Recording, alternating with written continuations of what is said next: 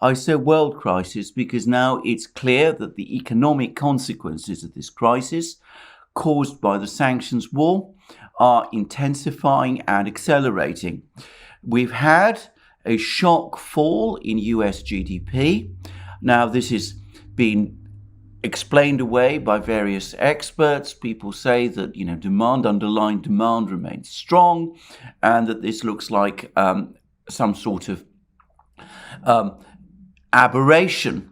A curious statement, which I think requires more deep analysis and a more extensive program.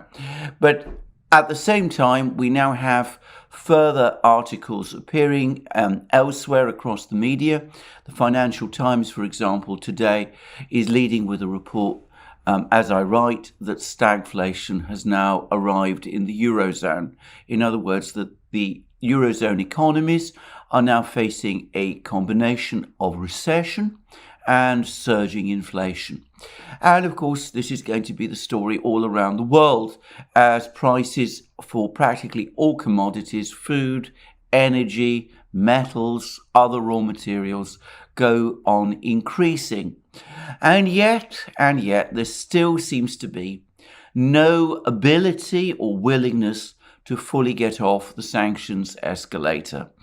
A few days ago, Janet Yellen, the US Secretary of State, warned the European Union against oil sanctions on Russia.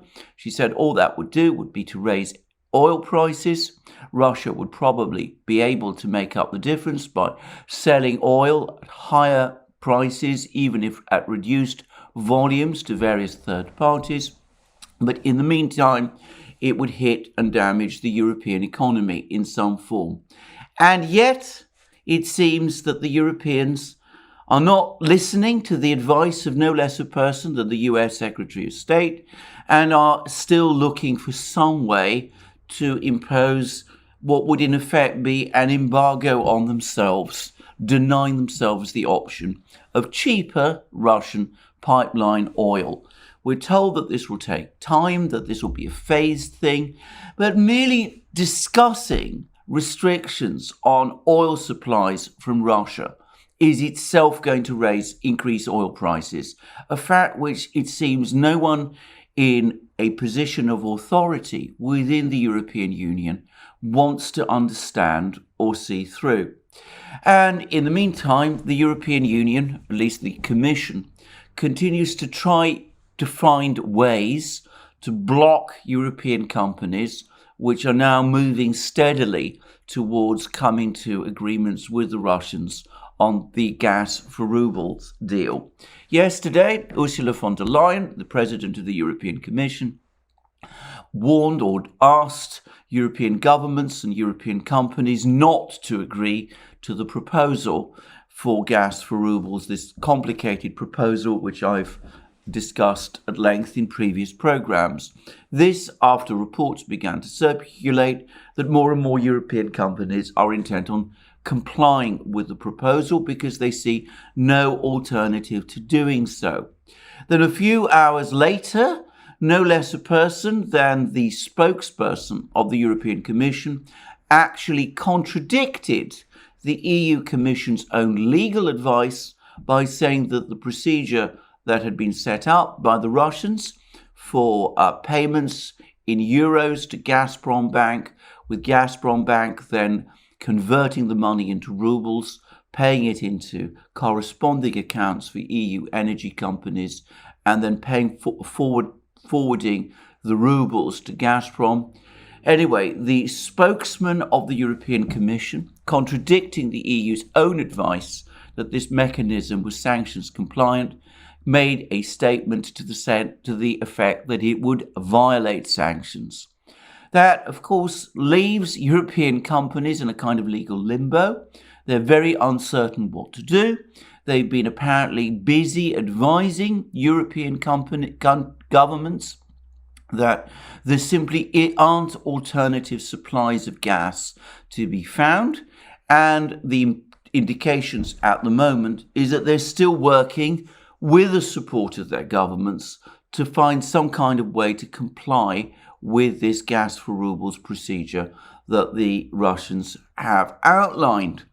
But the very fact that there are people in the European Commission who are trying to block this mechanism, risking a cut-off of gas from Russia to Europe when there are no alternative supplies that can be found which could plug the gaps, shows the extent of the hysteria, I would almost call it madness, which has taken hold, and the incredible difficulties some governments, some people find in getting off this sanctions escalator, even as the European economy descends into recession, and even as prices across Europe and, of course, the whole collective West continue to surge.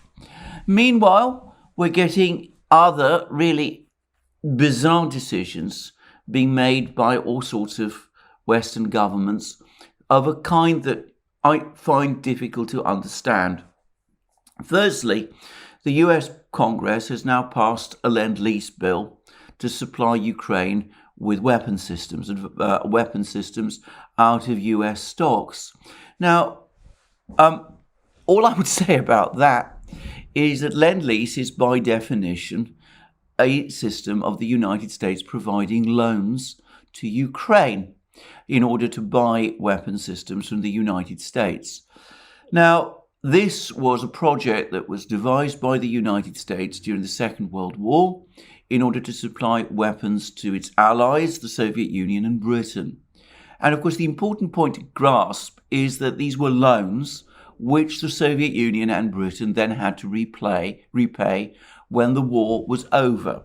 Well, Britain and the Soviet Union did eventually repay these loans. In the British case, the loans had to be renegotiated by the famous economist John Maynard Keynes, but the British eventually paid them off in 2006, and the Soviets also, and then the Russians, also finally cleared their loans, their wartime loans, to the United States in the same year, which is to say in 2006. This is a mechanism for trapping Ukraine, or what's left of it, in perpetual debt. It's not obvious to me how that's going to help Ukraine, and one would have thought that a negotiation and a settlement of the crisis would be a better way of helping Ukraine. But there we are. That's what they intend to do. People in the United States lend money to Ukraine, which is already bankrupt, whose economy is collapsing, and then hope that at some point in the future, Ukraine will be able to pay this money off. In the meantime, President Biden has come along and has asked Congress to authorize $33 billion of aid to Ukraine. This would be an amount equivalent to a fifth of Ukraine's annual GDP. I should say pre-war annual GDP, because according to various figures, which some people are floating around, that GDP has now halved. Now, it seems to me that it is fundamentally illogical for the United States at one and the same time asking the Ukraine to borrow money from the United States in order to buy weapon systems in the United States, and at the same time shoveling money in this vast amount towards Ukraine. But what it does show is that effectively it is the United States now that is bankrolling Ukraine. It's keeping Ukraine afloat. Now, this has happened before. It happened with Vietnam, South Vietnam, during the war there. It happened to a certain extent with Iraq after its occupation.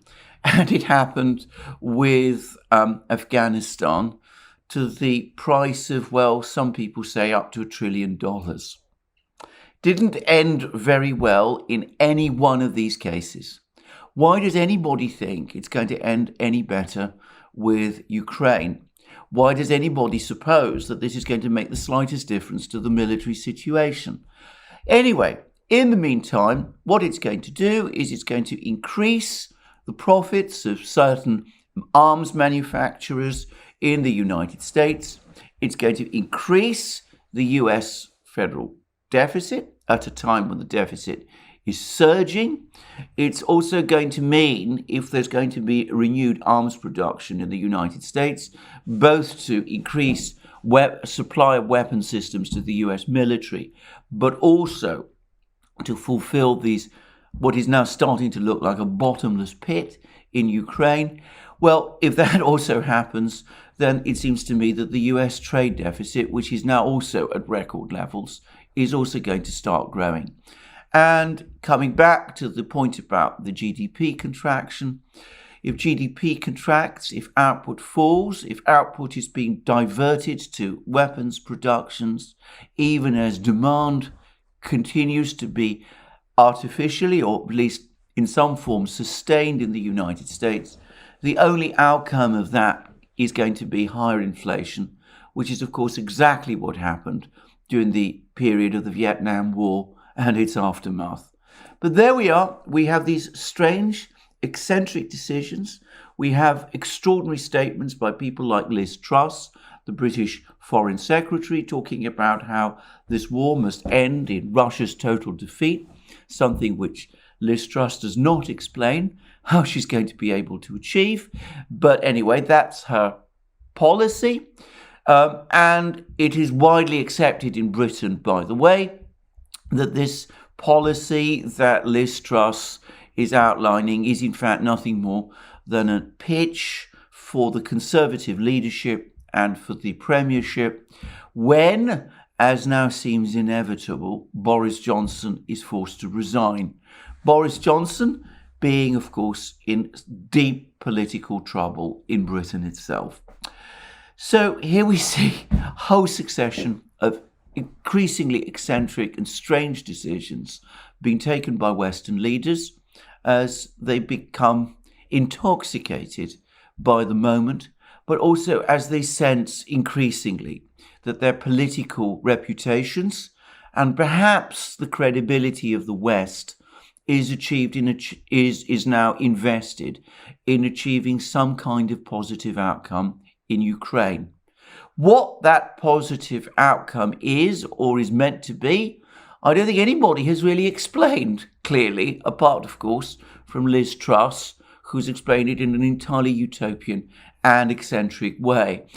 All I would say is that I'm already reading in some realist websites like Responsible Statecraft, people asking the question of how exactly it is that Western leaders expect this war in Ukraine to end, what their end game, their actual end game for this war is.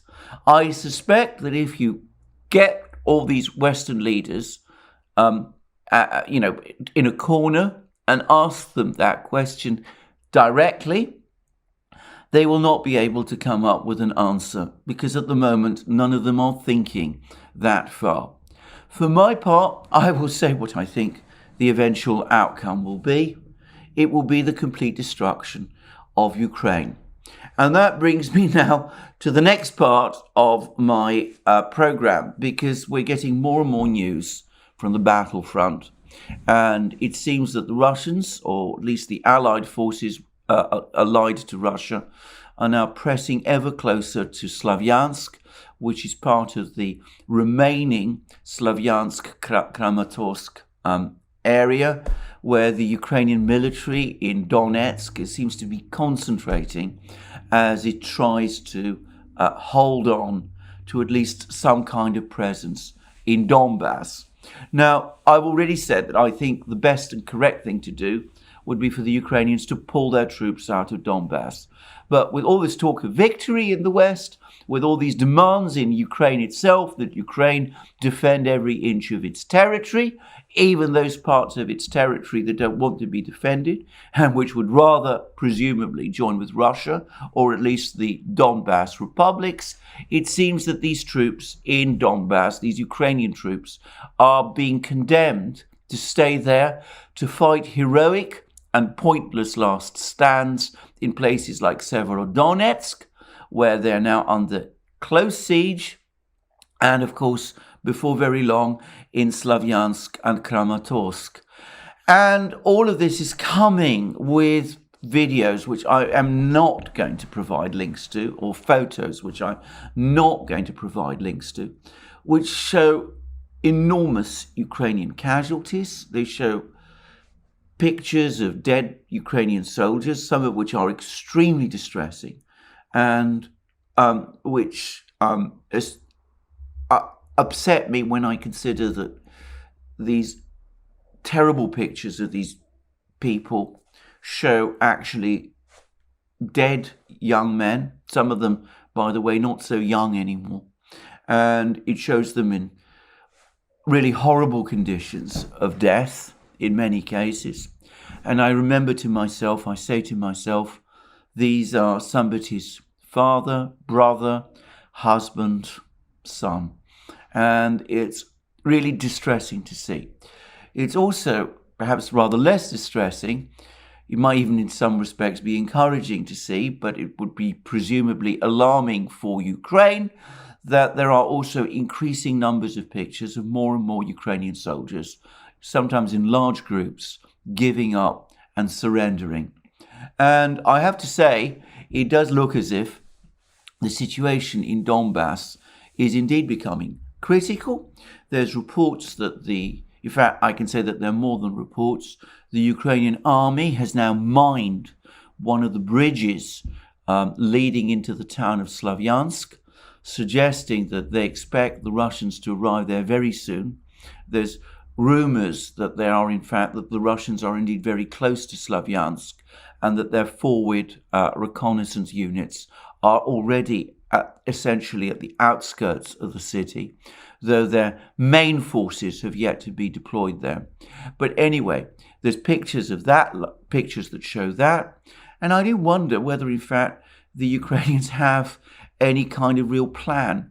There was talk some days ago of some kind of pullback from Severodonetsk. That hasn't happened. There's talk today of a Ukrainian pullback from Slavyansk to the largest town of Kramatorsk, which is further south. At the moment, no sign of that either, unless the intended demolition of this bridge is supposed to slow the Russians down, to allow the Ukrainian troops more time to escape from Slavyansk. Well, who knows? But anyway, it doesn't look particularly good one way or the other.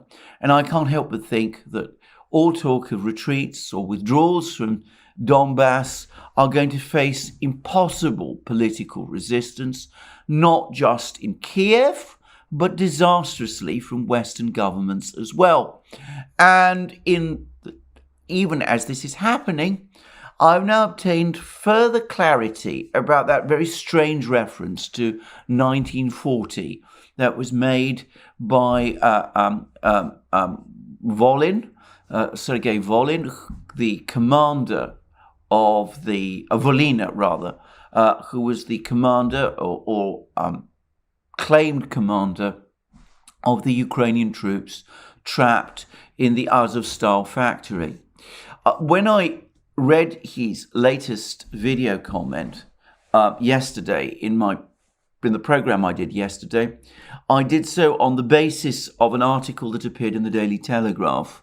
The Daily Telegraph did not report his entire words, and it's not, now that I've seen them in full, difficult to understand why. Because in reference to 1940, this is what Volina said.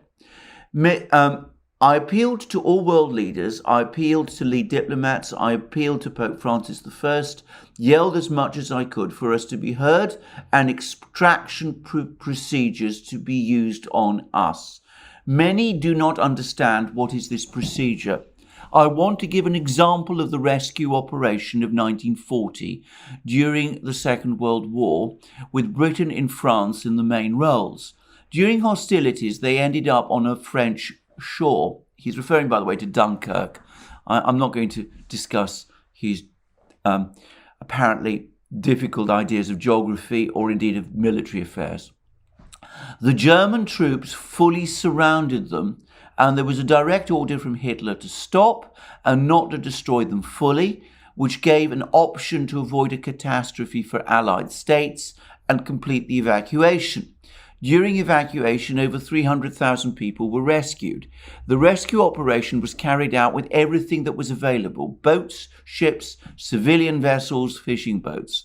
Both military and civilians were saving people, and also various organizations and people who simply cared enough.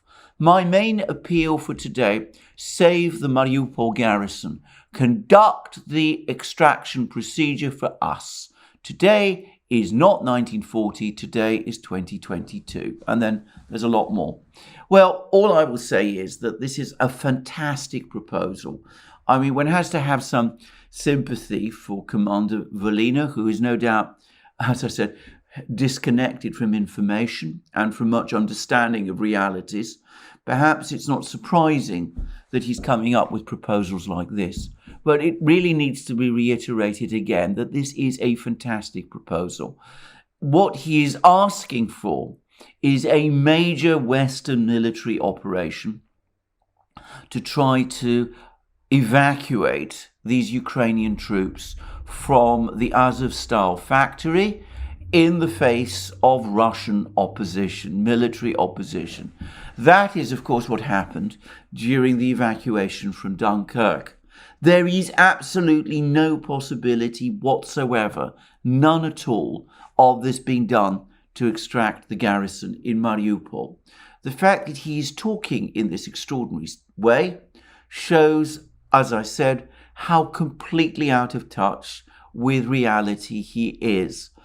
Moreover, it seems that the Russian troops are now closing in on the last remnants of resistance in Azovstal. They're producing more and more pictures of the Azovstal factory.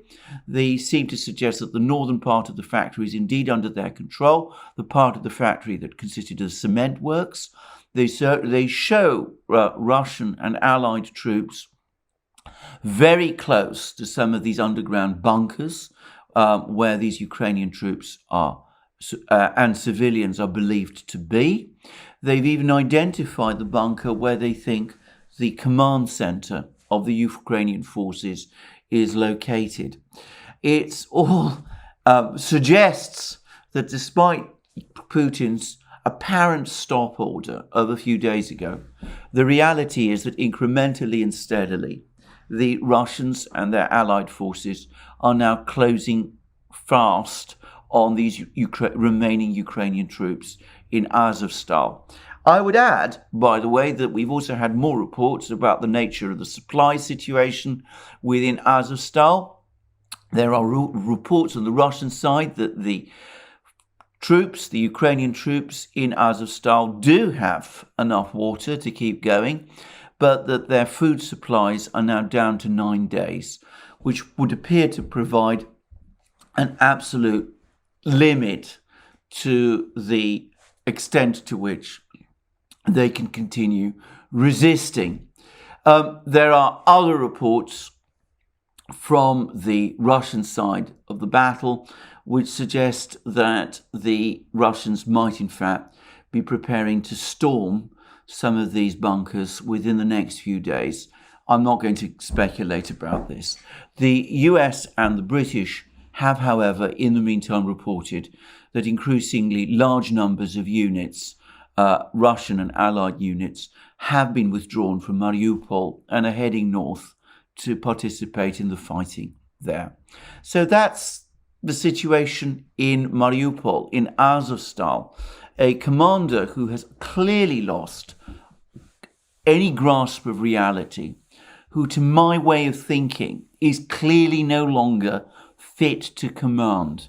If one is coming up with fantastic proposals like this, then frankly, the correct thing for the authorities in Kiev to do would be to relieve him of his command, because the proposals that he's making are, to be straightforward about it, so far-fetched as to be all but nonsensical. And I have to say that I am not surprised that the Daily Telegraph decided to exclude this passage from its report of Commander Volina's words. Obviously, in Britain, the events of Dunkirk are extremely well known, especially, by the way, by the sort of people who read the Daily Telegraph. And I suspect that if many of them were aware of Commander Volina's comments, his full comments, comparing his predicament and that of his soldiers to the predicament of the British Army in Dunkirk, many people in Britain who still support the war and who still believe that Ukraine is fighting well, or it might even win, I think their faith would be severely shaken by if they were to see the full extent of what Commander Volina said. Anyway, it's not just in Donbass and it's not just in Mariupol that things seem to be going badly for Ukraine.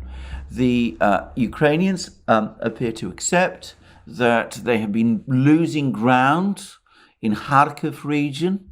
There's reports today that the Russians have captured a village close to Kharkiv itself, Kharkiv city. It may suggest that at some point some kind of advance on Kharkiv city might actually happen. And the Russians have also reported that they have now fully cleared Kherson region of all remaining Ukrainian forces there. And before I proceed, I'm going to make one quick observation here, and this is related to something that was said by the blogger known as Bernhard, who writes the blog known as The Moon of Alabama, and who has a background apparently in the German military. By his own account, he was a tank officer in the German Bundeswehr, and therefore he obviously has a grasp of military affairs, which, to be straightforward about it, is well beyond mine. But he has made a point which I found extremely interesting and which I openly admit had never occurred to me, that the original Russian moves around Kiev, which attracted so much attention at the start of the war, their major purpose was not so much to force the Ukrainian government into negotiations, though I still believe that that was one of its multiple purposes, but it was to pin Ukrainian troops down in a defense of Kiev. That I have always acknowledged and believed myself to have been the case. But the main purpose was not to cause the relocation of Ukrainian troops from Donbass. It was to prevent Ukraine from reinforcing its forces in the south in places like Kherson and Zaporozhye. And it was this pressure on Kiev that enabled the Russians to capture most of Kherson and Zaporozhye region so quickly. And of course, capturing this territory, this belt of territory, enabled the encirclement of Mariupol, stabilized the situation in Crimea, and of course has tightened the trap around the Ukrainian forces in Donbass. I want to take this opportunity to say that I think Bernhard is right. I think this was probably one of the main purposes of that Russian move on Kiev, that Russian diversion in and around Kiev. And if one looks at the situation, one has to conclude that he was spectacularly successful.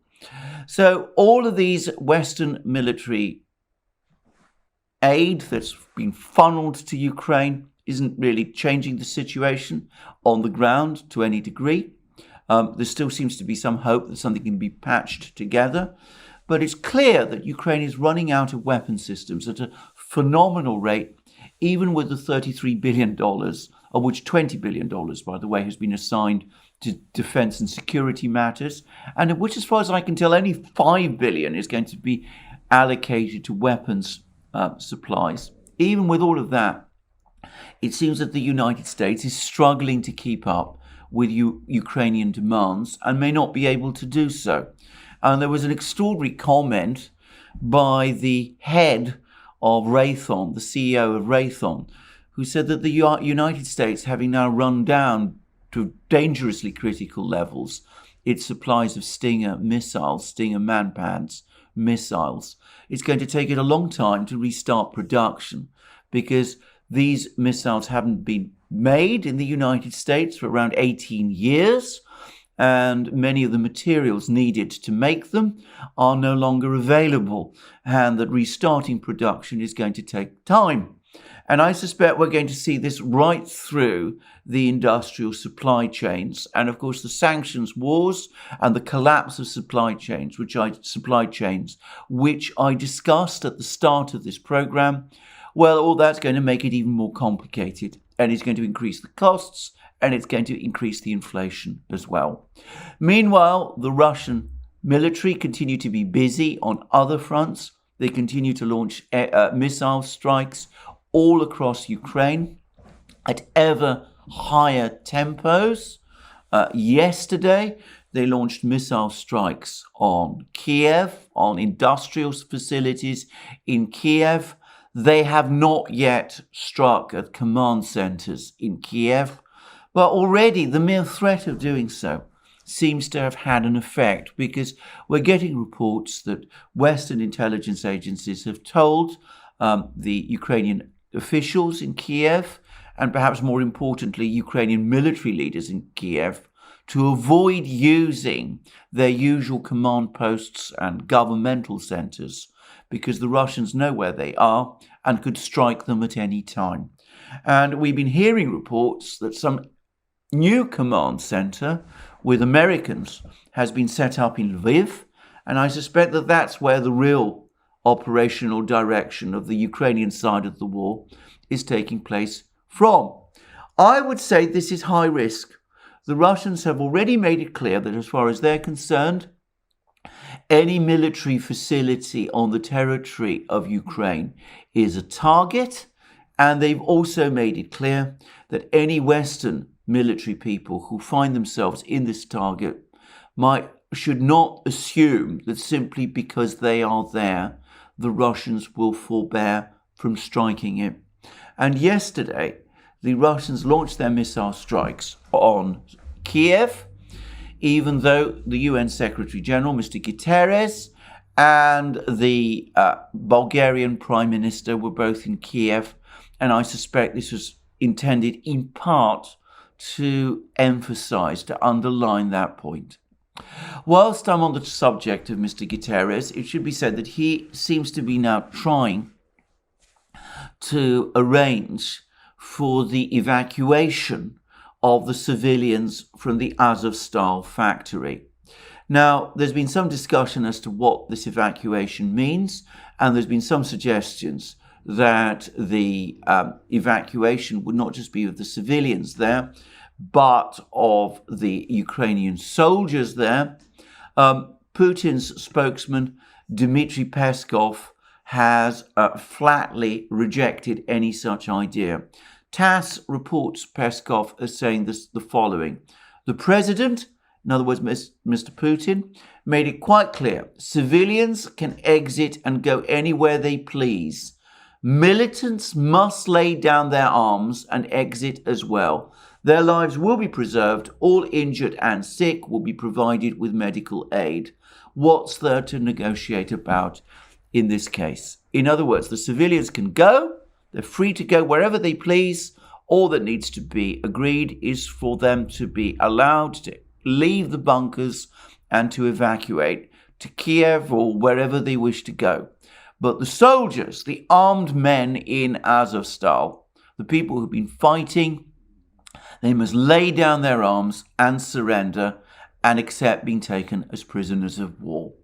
And I mean, this is quite clear. I don't think there's any possibility of the Russians changing their position on this. Well, yesterday, alongside all of these various developments in the war in Donbass, we also got more of a trickle of reports from all sorts of people in the West, supporters of Ukraine, all of which seem to be admitting that the picture in Ukraine is turning bleak for the Ukrainian military. I'm not going to embarrass these people by reading out their statements. All I will say is this: the British Defence Ministry, which has generally taken a very upbeat, in fact, taken an extremely upbeat perspective of Ukraine's prospects in the war, also released a report in which they said that the Russians are making steady incremental advances, small incremental advances, though this comes at a high cost to them. Now, that's a cat-handed way of admitting that the Russians are making advances. So even the British are finding it difficult to spin the situation in Ukraine in optimistic terms. And in fact, it's some time now since I read articles in the British media about Ukrainian victories or Ukrainian advances.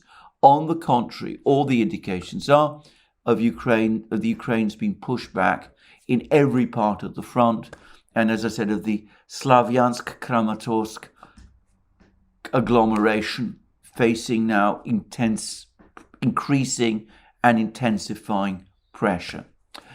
So I come back to my point earlier in this program. We are now looking at a global economic crisis. We're looking at stagflation. We've already had the first readout pointing to a contraction of US GDP. The Financial Times talks about a stagflation in the Eurozone.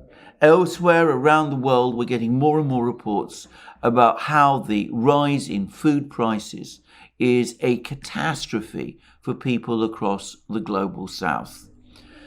Surely the penny is going to drop at some point, that victory in Ukraine against Russia is unachievable.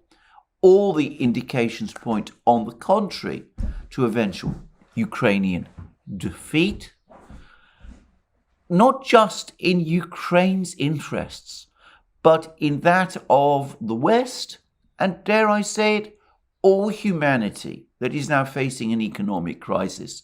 Surely the right thing to do is to look for some way to negotiate peace. Now, this seems to me so obvious that I find myself becoming deeply frustrated at the inability of Western leaders to grasp and understand this. I have to say that does seem to be the position at the moment. I was listening to President Biden's incredibly muddled address yesterday. Parts of it have already been parodied, where he appeared to lose his thread at various points, the kind of things that President Biden increasingly does.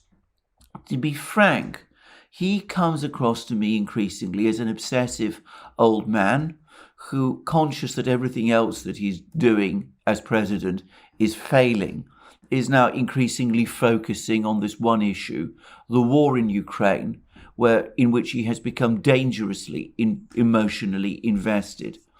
And in Europe, especially in Germany, I get the sense that the same thing is at play, that the Germans have become intoxicated, as so often happens to them, by some great idealistic adventure. The Germans are always easy to manipulate through their idealism, even when that idealism, when analysed properly, turns out to be not just misinformed, but fundamentally corrupt. And they don't seem to be able to pull back, even in their own interests. And of course, the British have their own obsessions, which are also leading them further and closer to disaster. But of course, the people who are acting in the most deluded way of all seem to be the people who are closest to the war, who you might have expected would act most rationally and would be anxious to try to distance themselves from the war and to insulate themselves from the war as much as possible. Now, a couple of days ago, we were hearing reports about an attempt to destabilize the situation in Transnistria. I personally have no doubt that the Russians were not involved in this, and all the indications are, including statements made by high officials in Ukraine, that some of these attacks that took place in Transnistria were organized from Ukraine. I don't know that for a fact, but I would be astonished were it otherwise. Anyway, the Moldovan government, pro-Western as it is, seems to understand what a complete disaster it would be for Moldova if it was sucked into a war. The president of Moldova, Ms. Sandu, has come out and said that she's desperate to keep Moldova out of the war, that there's no military solution to the Transnistria crisis, that Moldova doesn't have effective armed forces. And she has specifically and categorically rejected any suggestion that Romanian troops are either in Moldova or will be allowed to enter Moldova to participate in an attack on Transnistria. Whether Ms. Sandu is telling the truth, whether she's able to hold the line, I wonder. But anyway, that is what she's saying. And there does seem to have been a slight easing of tensions in Transnistria over the last few hours, though I would say the situation looks very unstable. But at least if there are voices of reason in Moldova, and to some extent, by the way, also in Romania as well, that doesn't look to be the case further north. Yesterday, the Russian intelligence agency, the SVR, published a report which said that the Poles are considering, the Polish government is considering sending a force into western Ukraine, a peacekeeping force, purportedly, but one has to suspect an annexation force over what was ultimately historic Polish territory eventually. Anyway, that was what the Russian intelligence agency, the SVR, said. I've not seen any strong denials from Warsaw. On the contrary, what we're getting are reports of large Polish exercises being timed for May, all of which appear to give credence to this report by the SVR. And I would say that I've come to the clear view that President Putin's statement, he's warning the other day of lightning strikes on any NATO force that enters Ukraine. The warning that he gave during that address in St. Petersburg in the building of the former Imperial State Duma was intended first and foremost as a warning to Poland. I think there's been a lot of speculation about whether Russia and Poland might quietly, between each other, agree to some kind of carve-up of Ukraine, whereby Russia takes control of eastern Ukraine and the Ukraine's Black Sea coast. Poland is allowed to reoccupy western Ukraine, and a kind of rump Ukraine around Kiev is left with some kind of puppet government controlled from Moscow. Well, I've seen no evidence of any discussion by the Russians and the Poles for that kind of partition of Ukraine in that way, which would be, by the way, extremely cynical exercise if it were to happen. But all I would say is that Putin's comments in St. Petersburg suggest that far from the Russians seeing a Polish move into western Ukraine as something that they might welcome, on the contrary, they would interpret it as a dangerous and very hostile act and would be prepared to respond with overwhelming power against it. And when Putin used the expression lightning strikes against these, or rather, lightning action against these forces, I think what he clearly was referring to, by the way, was Russia's increasing and increasingly powerful arsenal of hypersonic missiles. So I think this is what Putin was trying to warn the Poles against doing. Unfortunately, listening at the kind of comments and actions that the Polish government is taking, I don't think they're paying much attention. Either they think the Russians are bluffing, or, which is perhaps more dangerous, they believe that if they do advance into western Ukraine, they will have the backing of the other Western powers if they do it, and that they will have some kind of protection from the Western powers if Russian hypersonic missiles are unleashed upon them.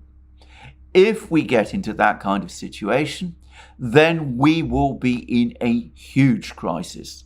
Because to be straightforward about it, I don't think at that point Western powers, especially people in the United States, would be willing to come to Poland's help. And it's difficult to know what in that case the Poles themselves would do. But anyway, that does seem to be the direction that events are taking. And these inflammatory comments from people like Liz Truss, these extraordinary statements by people like President Biden, by some of the political leaders in Germany, are not helping the situation. They're escalating it. They're causing it to become more dangerous. They're encouraging politicians like Deputy Prime Minister Jaroslaw Kaczynski, who is a person with various issues, and I would even say complexes about Russia that go back to his childhood and his experiences under communist rule in Poland, and also which are undoubtedly connected to the death of his brother. Well, his ideas don't seem to be getting the kind of restraint and check that they should. Well, on that rather ominous note, I'm going to leave you today. I hope that the situation does stabilize over the next few weeks. I hope that people do draw back. I hope that the inevitable defeat of the Ukrainian army in Donbass will finally concentrate minds. I hope also that the deepening economic problems in the West will concentrate minds too. I'm afraid I see little sign of this, and it seems to me that all the indications are that the world crisis is not only going to continue, but is soon going to become far more dangerous. Well, thank you for joining me today. I look forward to you joining me again soon in future programs on this channel. Remember, you can find us now on various platforms. If you check us out on Rumble, you'll find our videos there. And if you see one of our videos, if you press the red maroon button at the top, that will take you directly to our Locals homepage. And if, of course, you join us on Locals and choose to participate on Locals, well, in that case, you can very quickly become an active member, participate in my Wednesday live streams, publish your own exclusive content, comment on the threads of the various exclusive articles that you see there. And by the way, I'm also now starting to publish videos on various issues which are exclusive to Locals as well. And also, you can support us or support our work via Patreon and Subscribestar, links under this video. And also, you can go to our shop, buy the great things that you will find there, our mugs, our hats, our hoodies, our sweatshirts, our t-shirts, and all the rest. And of course, don't forget, if you've liked this video, to press the like button and to check your subscription to this channel. That's enough for me today. More from me soon. Have a very good day.